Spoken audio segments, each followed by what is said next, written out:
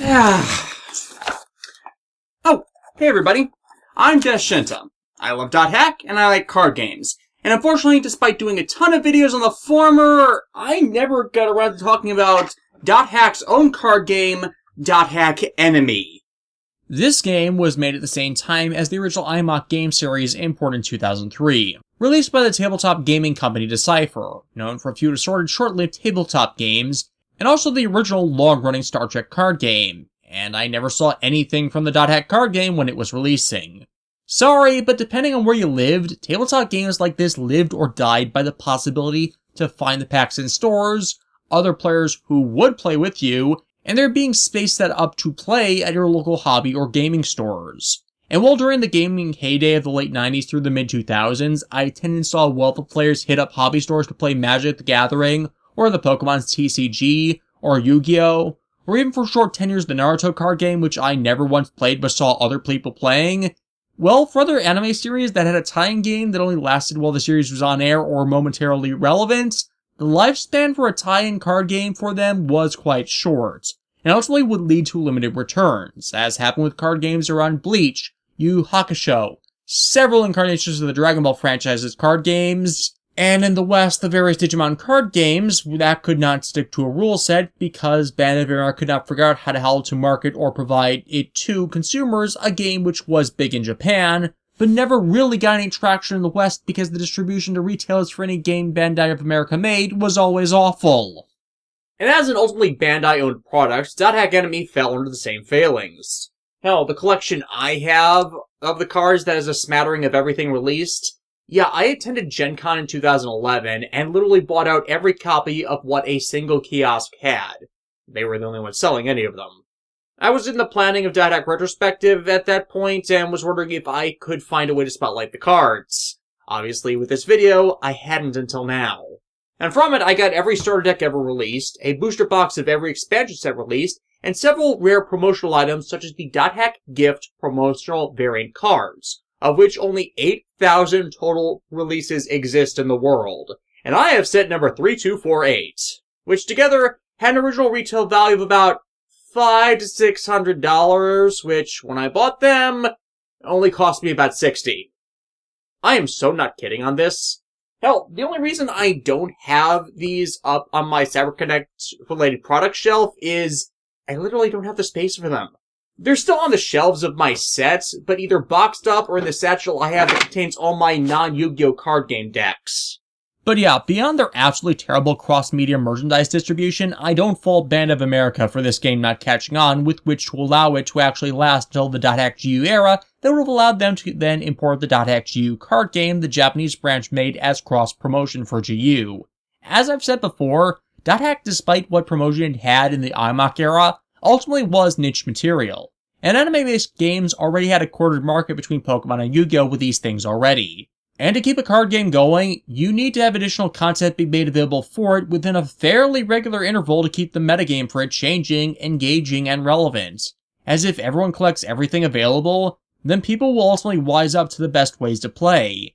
So either people play the entirely same decks to the point you're just mirror matching every round with the same builds, or you're getting completely walloped by strategies and plays that won't let you do anything because the game makers didn't playtest their game properly and made something that was entirely broken and unfair.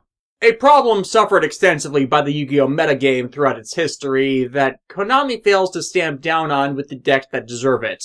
Fortunately, Decipher didn't quite suffer that with .hack Enemy because, again, not a lot of people played .hack Enemy, even if they were aware of .hack for it to even have a healthy metagame player base to begin with. Hell, I didn't even know the game existed until I found that kiosk in 2011. But despite my lack of knowledge towards it and distribution of it in my area, the game apparently did okay for itself for an ancillary card game, lasting from late 2003 to early 2005 with its expansions. And the Origins Game Fair in 2004 gave the game an award for it being the best tradable card game of 2003. But unfortunately, I had to keep digging on that detail, and ultimately I have to discredit it from that accolade in doing so. The Origin Game Fair only acknowledges Western-made games exclusively for consideration, meaning anything imported and translated, yeah, it's not considered. Looking up sales records, gameplay events, and general popularity, yeah, the Pokemon card game and the Yu-Gi-Oh card game entirely crushed Enemy as if it were, well... Ant. Boot. It's like, I'm trying not to bash the game, but its accolades for being an anime-based game that actually managed to stick around for more than the tenure of its related media, well, the more I look, the more it's not being supported by that promotion, which in turn is backed up by what happened to the company Decipher itself. Now, as said, Decipher was a third-party card game maker for licensed properties. They've even trying to get in on the anime interest boom by not just making the Dot Hack card game, but also a card game based on Mega Man NT Warrior, which I have cards from, as well as Beyblade. The Beyblade one I understand was kind of stupid to make, considering that Beyblade was already a collectible game, but based more around customizable battle tops that, yeah, I got some of those and they were fun to play with. Hell, that game and its merch is still around and getting new incarnations, and even changed a bit in the way to build them. But I digress. Decipher. Decipher fell apart in 2005, primarily as a result of them failing to compete with Magic the Gathering, Pokemon, and Yu-Gi-Oh!, with all three of their Japanese media tie-in games in an attempt to compete with that market, and they didn't. Because anime media was not in their main interest demographic, nor did they understood for any of their games that, yeah, photo stills from their media nor concept art from art books should be used in making of cards for their games. You need original artwork to sell people on them. And that was always their hindrance and breaking point for many card game fans who got that from other long-runner games.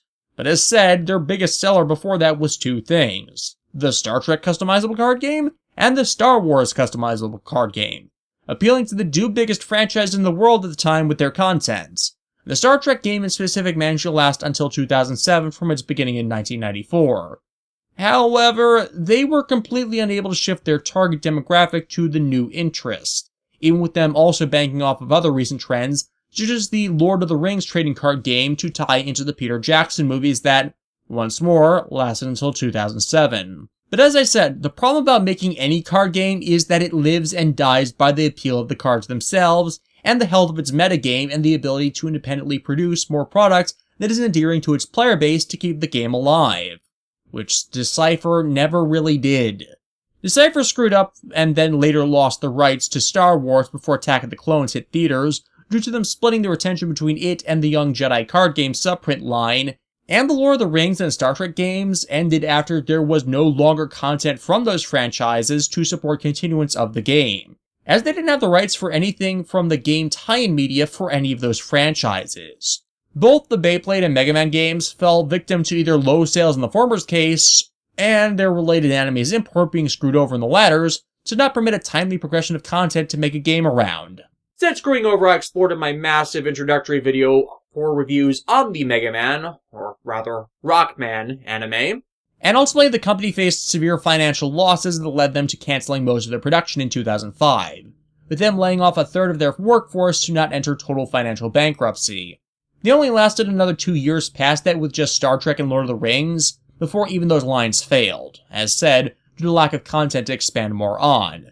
They tried after that to create card games based entirely off of their own IPs in 2008 with the Fight Club game, with club being spelled with a K because outdated 90s cliche, but it too failed, with the company entirely folding in 2009. But it doesn't end there, because the company was also victim of fraud. The founder of the company, Warren Holland, had his brother-in-law Rick Edelman on staff in the financial department to help run the company, and he embezzled over $1.5 million over the span of 10 years. From what I could find, it was Edelman's actions that played a not-so-significant part on why Decipher tried and failed to expand their market into these short-lived games to try and rake in more money outside of their niche, only for it to blow up in their faces. Which is sad as well. I've played a few very Decipher card games over the years, and they're not bad, but the bigger problem with their games is they were just too overcomplicated and slow-moving for their own good, or to catch on with the market they wanted. To compare, the reason why Magic the Gathering, Pokemon, and Yu-Gi-Oh's card games have lasted so long is they are all games with a simple concept executed with multiple means of bringing about an endgame, with cards that independently make them appealing to the audience. With Magic, You're building territory through land cards in order to summon monsters that live in that land to battle opposing players' territories and deplete their life points. In Pokemon, it's basically just like a Pokemon battle in a video game. Your cards are your Pokemon team, and as you place them out, you feed them energy for their skills, and as you KO an opposing team's Pokemon, you get up to 6 rewards. KO 6 opposing Pokemon, and you win. And Yu-Gi-Oh! Is just summoning various types of monsters without having to worry about land or energy resources, but augmenting them with different types of magic and traps. And instead involves more focus on monster and board management as you trade out weaker monsters for stronger ones through use of various tactics. The complexity in each game then becomes the ways in which you go about doing each of these tasks and countering your opponent's moves. In Magic, do you rely on cards that don't require a lot of land to make themselves known and just summon a lot of them? Or do you specialize in decks that go around enemies' defenses through either special abilities or burn damage, or that can strike faster than everything else on board? In Pokemon, do you want to focus on ones that evolve to gain the power and stats, or ones with no evolutions to worry about so you can speed them onto the battlefield? And in Yu-Gi-Oh!, well, I'm the most involved with Yu-Gi-Oh!, and I can even make a short list of the various ways you can go about achieving victory. Do you want to burn them, focus on a one-turn kill, possibly aim for a special condition to win? What archetype do you want to play? What specialties does that archetype use? Is there a focus on one game-breaking card, or on a swarm strategy that locks the field in your favor? What color and card type is your race monster going to be? And how hard has its summoning conditions been made? This is why these card games have succeeded and continue to succeed. The means of playing them and learning how to play them is simple, so they all have very low entry barriers to them in getting the mechanics of play down. But the depth to actually being good at it is a far longer gambit of complex connections, as is the variety of what you can play and what favorites you can make use of that fit how you want to play. Like, there's a reason players of Yu-Gi-Oh! Like myself continually have a feeling of satisfaction at summoning out things like shooting Quasar Dragon from nothing in one turn, as there's a long, drawn-out process to getting it out from numerous interim materials that seeing anyone dish it out by making all the needed connections and playing just the right way correctly to do so, that you can't help but clap at seeing it done because the cards all just fit to make it possible. And I built a lot of my decks for that card game to reflect that same feeling of getting something amazing and respectable out on the field to challenge both myself and my opponents, instead of just attempting to spam crap for an unbeatable lockdown you can't do anything against, which is just unfair.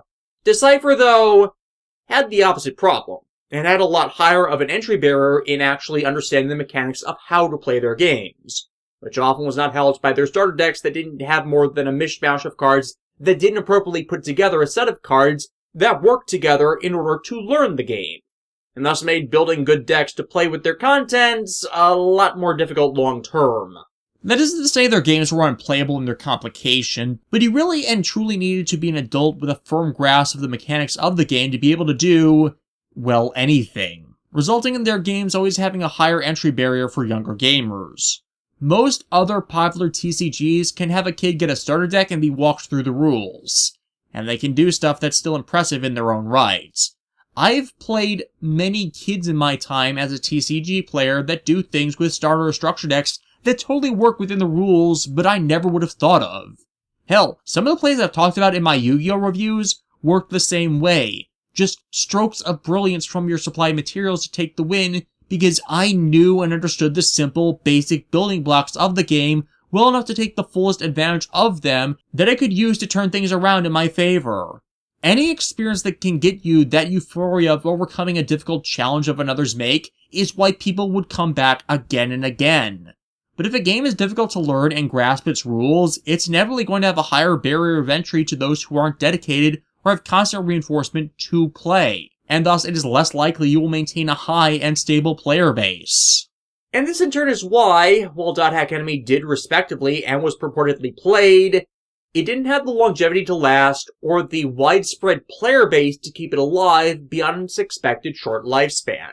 And of the Dot Hack lovers I know, well, I have never heard this card game mentioned by any of them. Even when CyberConnect was doing their Dot Hack fan spotlight, which I chose not to participate in, there were very few fans who even had any of the cards, and I don't remember any of them being players, just collecting them for posterity reasons. I know there are players of the game that still exist, as they congregate around the social media pages of Dot Hack Network, but I didn't get a chance to really talk to any of them. So how do you actually play this game then? Well, let's start with the card types.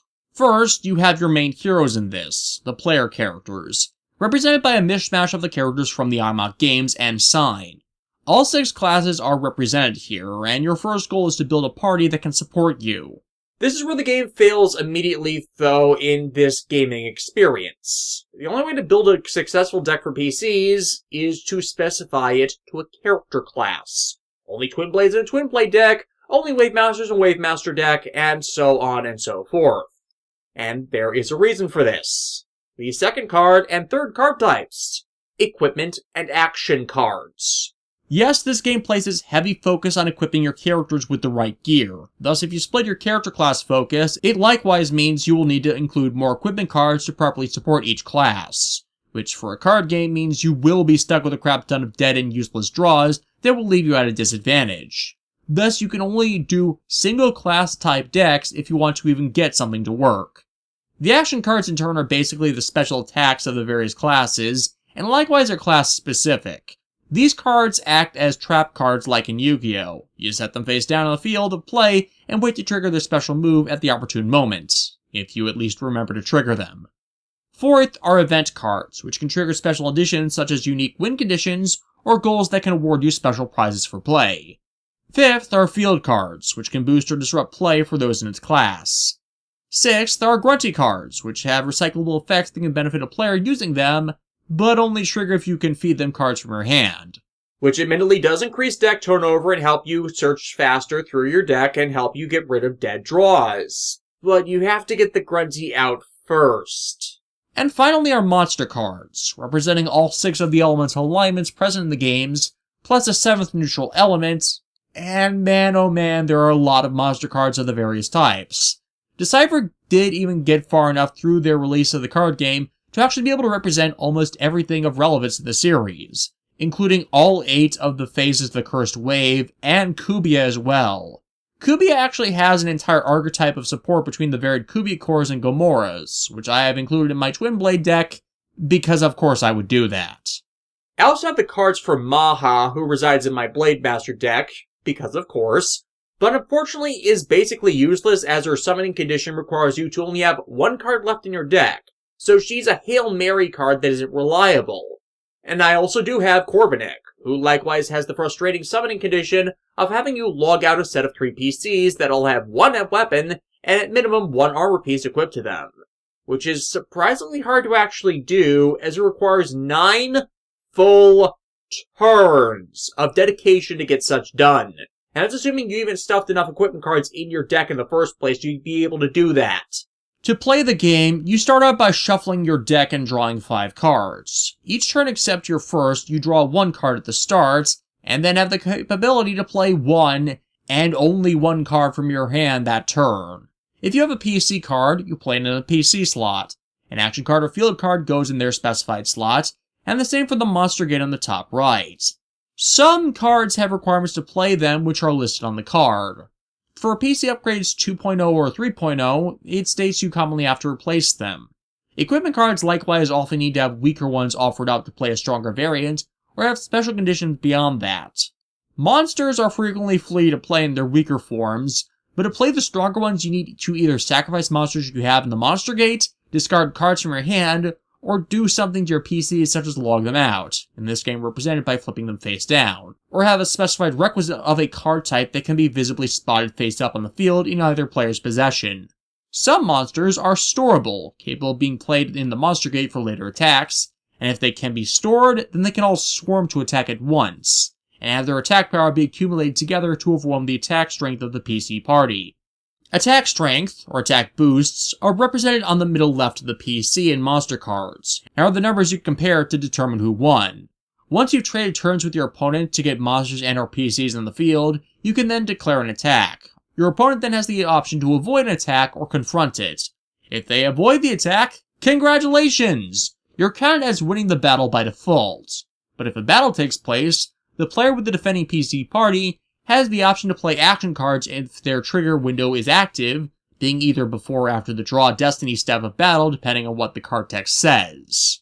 And if the can only play one card per turn thing wasn't a deal breaker for many card game players, as expedience of play can be a major factor of a card game's death or life, as, yeah, if the game takes too long, people get bored, well, Draw Destiny is entirely a luck-based mechanic. You don't do this. See, what happens is Draw Destiny has you draw the top card of your deck and reveal what was drawn. The number on the top right of the card, that is a given card's Draw Destiny. You add that number to the attack strength of your respective player, character, or monster, and that horribly skews the strategy of battle to making your careful planning and play end up being worthless if the person you're playing against just happens to get a card with a high Draw Destiny. It, in and of itself, destroys the idea of actually forming a strategy, as, of course, any player of any competence is going to wait to fight until a person has boosted their own forces beyond the possibility of their attacks being screwed over by the Draw Destiny mechanic. Thus, the most likely preferred tactic from everything I've seen of the cards is likely going to resort to impossible defend against one-turn kills with smaller bouts of harassment in the interim, which entirely defeats the purpose of a deck-building game if you're inevitably going to do the same thing and play things the same way no matter how you build a deck. Anyways, get past the Destiny draw step and tabulate your totals, and the winner is decided. The PCs win, the battling monsters get destroyed and discarded. The monsters win, then the PC party members that fought end up wounded. Armor equipments, however, boost that resistance on their own to make PC battles a bit more survivable. But if the PCs that battled and lost is already wounded, then that PC dies and it, alongside all of its equipment, is discarded. If the monster that battled succeeds in their attack, then every participant in the attack gets sent to the score pile, and if the monster card has a listed reward on it, you get that reward. How do you win this game, though? Well, beyond special condition win cards like Game Over, there's a specific marking on most monster cards that looks like the ultimate hexagon logo. Most monsters have 1, stronger monsters with more restrictive summoning conditions can have at most 5. But the strongest cards I have can give up to 4. Though most of the monsters that support each other and can pile up on themselves to boost your attacks over the capabilities of PC Party have none of those marks because they're just meant to boost monster power by building them up. Collect a total of 7 of those logos in your score pile, and you win. And this can be any combination of marks as long as there's 7 or more. 7 monsters with 1 mark, you're good. A 1-pointer, a 2-pointer, and a 4-pointer, you're golden. 2 2s and a 3, you get the idea. Which is again why I say the game is very unevenly weighted towards building up and going for the one-turn kills your opponent PCs can't counter. As while it can only attack once per turn, if you stack up enough monster cards that say they can join in on one attack you can do, just the basic storm strategy can be devastating. Now, admittedly, that is playing the long game with all of this. It's certainly possible that you can function with just chipping away at your opponent with stronger monsters to build any PC counterattacks, or a player taking advantage of equipment and action cards to prevent this slow burn swarm strategy from working.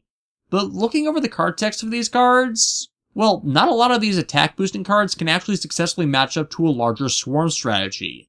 It's actually smarter to wait, which just makes the game tedious as you trade turns with your opponents until one of you blinks and starts firing off attempts at the OTK. PCs mostly be damned. But the game is in that precarious position of you need PCs out to just keep your opponent from steamrolling through you to score points while you lack any defenses. And you need their equipment cards to boost their base stats, but getting those delays you building your monster army, which is the only way to do damage and get to score points to actually win. Which is where Decipher's regular overcomplication of their games comes in all this. Dot Enemy is a mandatory 60-card deck-building game, meaning it makes it more difficult to actually get to the cards that might permit you the advantage, as they're buried deep in the deck, and you might lose that card which might have turned the advantage to you in the midst of a Draw Destiny. Again, to be fair, when your hand size is below 5 at the start of a turn, you can keep drawing until you have 5 cards, or if you end up with 6 at the start of a turn, you can discard anything you have that's acting as dead in your hand. And yeah, despite my lack of experience with this game, just from the cards I have available to me and with how this is all formatted, I'm seeing that you're gonna have a number of dead draws and unplayable hands no matter what you do or how you build your decks. More experienced people can probably tell me how I'm wrong, but again, just from what I'm seeing here, that's what I think would result. Either you have spare PCs you can't play, equipment cards you won't be able to equip, or monster cards you can't summon as you can't fulfill their summoning conditions. Having a hand you cannot play is at any point the worst feeling in any card game. And with this game, it seems like a prime feature of intended play, and not a bug resultant from either an asshole opposing player locking you down from doing anything, or your own poor deck construction decisions. Like, yeah, my decks aren't optimized for real competitive play, as they're just what I had available along a theme that I tried to get to work as best I could since I got all my cards after the game went out of print, though I have been finding a number of cards at a local retailer called Lost World of Wonders that for some reason just has a bunch of them in the back. I've found a lot of them there. But I did balance them the same way I saw them be done in the starter decks I got, which I presume to be an appropriate ratio for them, and yet I still got a lot of dead draw starter hands of equipment or monsters I just could not play. Now, I'll freely admit, since I never had a real opportunity to play the game in person against a real opponent, that there's certainly something I could be missing with all this, and the other ways to play or other cards and strategies that might have been made available that revolved around some of the newer cards in the sets that I just didn't get for my splurge on them in 2011. But just flipping through all the cards I have, I'm using what can be done with them, and all the requirements to building a balanced deck, this is what I keep coming up with on how to play, and what would regularly happen even if I reverted to just a base deck with some minor upgrades. And it's not like I have access to a good second opinion to have with regards to this game to give me any more insight as I'd like to have, as, again, I've never actually met another .hack fan that admits to having played .hack Enemy with which to have experience with the game. I know they exist, I know they congregate with the .hack network sites, but I've never seen nor heard of anyone that has to pick their brain or correct any misconceptions I have or may intentionally be presenting. And I do apologize if I am to those who are still in the player base for this game, as I did try reaching out for info from other fans for this. As I said, back when CyberConnect's social media pages were doing fan spotlights, the cards themselves were treated as collector's items kept as part of their love of the franchise, not a game for them to play. I don't remember a single one of them that actually were an active player in the past, but found and collected them later. I could be wrong on that, but I do remember asking them about it, only to either not get a response or for the person I asked revealed they'd never gotten a chance to play themselves, as either the cards were not sold where they lived to find players to play and found them later, or no one was interested in the game or franchise when a player did pick them up to bother with it either, and just getting tactical experience with the game from active play. The same when I reached out to those who post as part of the .hack network or other still active .hack fan sites. I just could not find or get a chance to talk to anyone who had experience with its play when the game was active, who would have come to truly know and understand it. And that also gels not just with my experience of not knowing the game even frickin' existed until the year the franchise actually died in Japan, but also the promotional merchandise released for it itself. You remember what I said about buying all the cards I got at Gen Con years after Decipher as a game maker folded, right? Well, the kiosk I got everything from, I distinctly remember that they had dozens of these .hack gift promotional sets. Dozens of a promotional set that Decipher only made 8,000 copies of. Like, that number is tiny in regards to a collectible card game's releases. There are millions of Magic, Pokemon, and Yu-Gi-Oh! Players the world over, and when rare promotional items for their games come in numbers that tiny, they get snatched up like it mad, only for some to put them up for crazy secondary market prices. To see dozens of copies of such an item before they get re-released is literally unheard of in a healthy and successful game, especially a half-decade out from its release, as it was at the time that I found them, and not a good sign to the game actually having done as well as it claimed to. I know, that is purely anecdotal evidence and not the best of assertions since, a decade later, I don't have much to back up my claim, so I feel you all can just take that with a grain of salt. But I literally can't find anything that tells me otherwise that isn't just as dubious as my own claims.